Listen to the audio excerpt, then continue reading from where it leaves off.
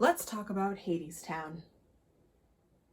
Hello everyone, my name is Teray, welcome to Meddling in Antiquity, and today, on our first episode of Market Music, we're going to be discussing Anaïs Mitchell's Hadestown. So before we get into the meat of the show, I want to talk about how I was introduced to Hadestown. I was going to school in Oregon for a year, and a good friend of mine who lived in the dorm across the hall introduced me to Hadestown when they had a listening party in their room for the release of the 2017 New York Theater Project release, which featured Nabia B. as Eurydice, Damon Dinau as Orpheus, Patrick Page as Hades, Amber Gray as Persephone, and Chris Sullivan as Hermes.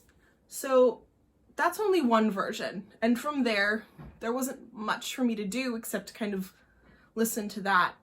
And then from there I discovered the concept album, which was wildly different and had an entirely different feel. The 2017 recording was kind of more of a fluid, jazzier story, whereas the concept album was almost entirely more folk music.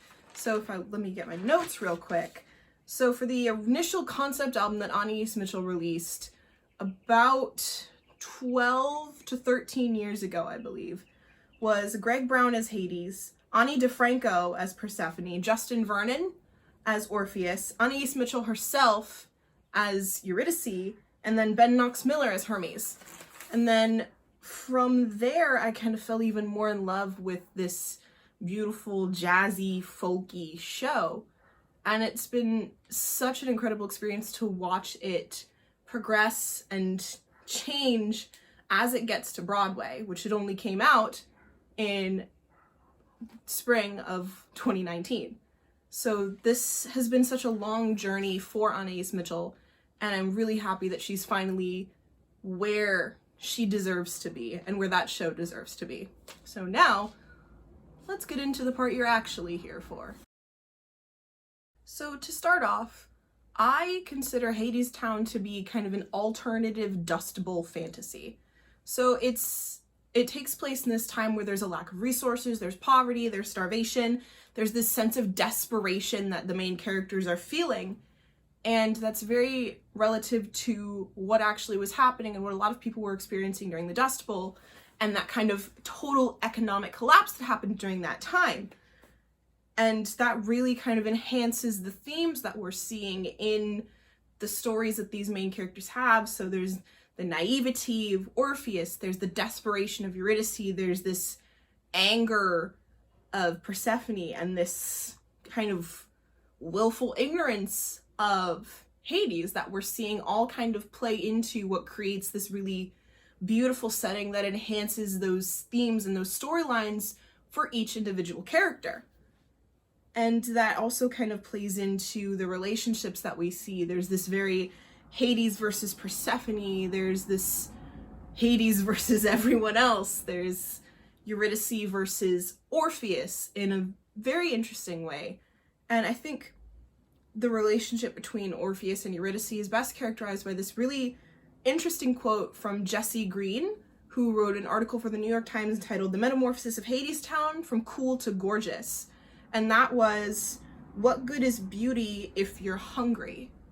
Which makes a very, very pointed attack at Orpheus's desire to create something so beautiful and something that will return beauty to this world, whereas Eurydice's practicality is telling her, yes, you can create something beautiful, but what good is that beauty if there's no one around to see it? Because there's nothing there. There's people starving, there's people dying. And I really appreciate the quote because it really kind of ties into this whole theme of what Orpheus is trying to do and his feelings for Eurydice. So just keep the idea of what good is beauty if you're hungry in mind if you have listened to the show, or if you decide after you watch this video to go and experience the show yourself. The cast recording is pretty easily available. But now, let's get into my favorite part of the show, the history behind Hades' big solo, Why We Build the Wall. So the song Why We Build the Wall was actually, I believe, the first song at all written for Hadestown before Hadestown was even in its conceptual stages. It was written, I believe, in 2007 by Anaïs Mitchell as an Occupy Wall Street anthem, a movement which she was very much involved with. And from there, the song has kind of developed into this song that is everything that Hades and himself as a character stands for. And it's a very interesting song because if you dissect the song, it's something that, being written as an Occupy anthem, you wouldn't think would be something that was entirely super relevant to the political climate we're in right now, when in reality, it is. It's a song that kind of encapsulates everything that's going on, especially the situations in 2017 and ongoing with the detention of migrant children from South America.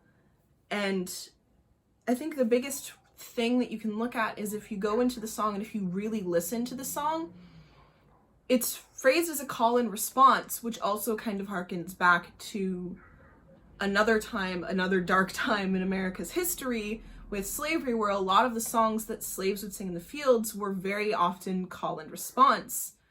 And I think one of the most startlingly relevant phrases in the song itself is a chorus by the workers, as it is a call and response. Hades is the one asking all the questions. So there's, who do we call the enemy? My children, who do we call the enemy?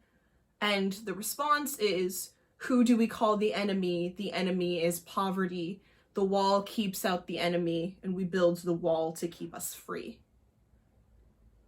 And if that doesn't give you chills about how ridiculously clairvoyant almost this song seems for having been written 10 plus years ago, I don't know what will. And I feel like it very much gives us an idea of Hades' character, because he is this industry-driven man. He's very much forcing this industrialization. It's very much forced industrialization, and I think it's a spectacular way to close the first act of the show. And for me personally, I think Why We Build the Wall actually really summarizes why the story is happening in the first place very well. It's essentially the backstory as to why there is this ongoing feud between Hades and Persephone, and why there's no love there anymore.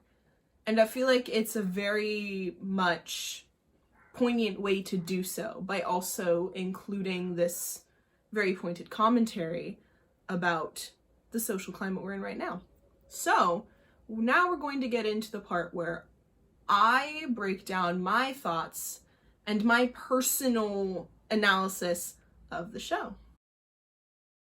So, having been a massive fan of Hadestown for about 3 years now, I actually wrote an essay for my American West class about the show, breaking it down and analyzing it as metaphors for westward expansion and industrialization. So I'm going to kind of get into my thought process and my kind of intentions behind breaking down and characterizing these all the characters in the show, and why I gave them the labels that I did. So first, we're going to get into Hades, who obviously stands for the industry and industrialization, moving from Europe to the East Coast, going into the Great American West. And it's kind of the spirit of Hades is this very domineering person who does not care who gets in his way. He's going to do it, and it's very much the thought of industrialization and westward expansion as we got into kind of the later 1800s, as we saw more westward settlement from people coming from the East, people coming from the Western Europe. And it's very, Hades' character very much speaks to the industrialized spirit that especially took hold in California, places like San Francisco, where there were these huge boom towns. Anywhere there was a huge boom town is kind of this industrialized spirit and this feeling of trampling on these workers who were coming from countries in Asia, East Asia, Eastern Europe, and a lot of the immigration that was happening during that time, and this kind of luring of these people like, oh, this is the American dream, this is the great American vision, come here and you can live your life freely. And that's not exactly what happened. And I feel like Hades very much embodies that spirit, and the idea of Hades and Hadestown standing for that industrialization made the most sense to me. Next, moving on to Persephone as this idea of the idealized West. So it's this view of the Western United States that people were given, that people saw in media and was portrayed to them, and this idea of these great wide open spaces, and there was nobody there, and everything is open and you can just claim land, and that wasn't the case. Because oftentimes the media refused to acknowledge, or didn't bother to acknowledge or care, that most of those lands were still claimed and still lived on by native tribes.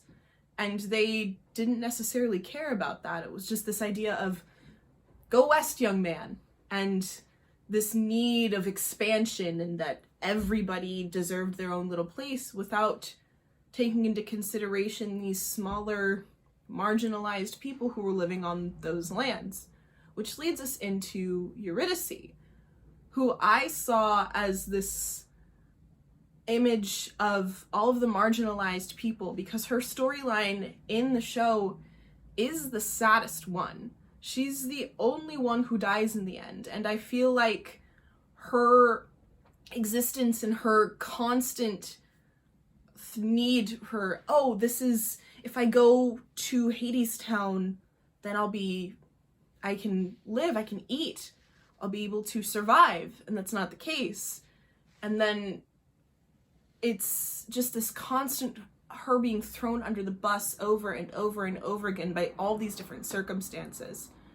And seeing that in the show, seeing her storyline, really made me connect her to these marginalized groups, so Native Americans and people of color, immigrants specifically in California from Asia and China, all these people who came over here because they had this idea that these streets were paved with gold, and then it's having to turn to rail work, sex work, washing, and all of these different things that were not what they were initially promised. And it's kind of like their dreams are being bashed, as opposed to people coming from Eastern Europe,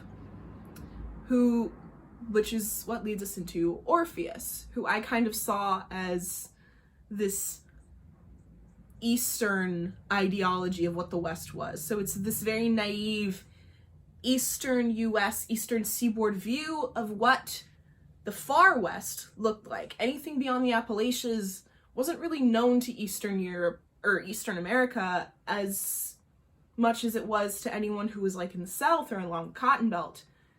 So for these people in the East to start moving like, oh, I'm gonna settle the West, and I don't care how many native people I kill to do it. Except they didn't really realize that part of settling the West meant that they would be killing Native Americans. Because a lot of them didn't really know or care that the natives were there. And if they did, it was just an obstacle because, oh, these silly natives don't know what they're doing. They're not smart enough to own land. And it's very much the same ideology that a lot of slave-owning countries or states in the South had about Black people and people of color when they were freed. It's like, oh, you're not smart enough to do this, you're not smart enough to do that. And it's this underestimation of the intelligence of these people, which is what gets us to Hermes. Hermes I embodied as the media, since Hermes is the narrator of the show. He's the one who leads us through everybody's story, and I feel like Hermes does an excellent job of playing both sides, which is what the media does. It's like, oh, we know that this person is having a difficult time, but look at all these good things that have come out of that person's difficulty. So it's very much this balance of Hermes playing up both sides of the story, playing up Orpheus' side, playing up Eurydice's hardships, playing up Hades' difficulties, and playing up Persephone's anger. So it's very much this counterbalance of, oh, this side's having a bad time, but this side's also having a bad time. So Hermes does an excellent job of playing that media. And lastly, we have the Fates, who I consider to be the physical embodiment of manifest destiny. And the reason I chose the Fates as manifest destiny is because the Fates of all the characters are the only ones who seem to really know exactly what's happening at any given point in time. They really do kind of play into the sense of security, and they make Eurydice specifically feel this sense of security, and then they let her make her own decisions, but when eventually they also allow her to see the reality of those decisions. And I feel like that's very much the spirit of manifest destiny, is this idea of, you can go, feel free, but this is what the reality of the situation is, and you're not going to find out until you get there. Which is why I think the Fates do an excellent job of kind of playing into that idea of, yeah, you can do this, but are you ready? But the consequences are going to be, you find those on your own. And that's kind of how I ended up breaking it down in my essay, because that's just the ideas that made the most sense to me, and those characters really connected in my head with those kind of concepts. So Hadestown obviously is a show that has come so far, a 12-13 year journey from concept album to Broadway is nothing to laugh at, really. And it takes a lot of hard work to take something you are so passionate and love so much and finally bring it to completion, and to have it be so well received, receiving only one Tony nomination less than Hamilton 4 years before, and not even having an official cast album out before the Tonys, is an incredible accomplishment. And I really do have to applaud Anaïs Mitchell and Rachel Chavkin for the hard work they've done developing Hadestown, even from 2017 to 2019. The work that they did to develop the show and to turn it into the piece of art that it is today is phenomenal. And to create a show that, for me, commentary-wise, is all very similar to Ragtime, almost, and how it has this way of critiquing but also offering solutions to the problems that we're facing as a society, even without meaning to. It kind of has that commentary there, and it's very beautiful to see that commentary handled in a fantastical setting, but still seeming so utterly realistic. And I really do have to give shout outs to the cast. Patrick Page as Hades, Amber Gray as Persephone, Reeve Carney as Orpheus, Ava Noblezada as Eurydice, Andre de Shields as Hermes, Joel Blackman, Kate Trinidad, and Yvette Gonzalez Nassar as the Fates. All of you are incredible, and everything you do, every bit of love, all the love you put into Hadestown is obvious, and it's appreciated. So for Market Music, I believe that's the end of our very first episode. Let me know your thoughts. Like, comment, subscribe, share, whatever. And I will see you all on Saturday.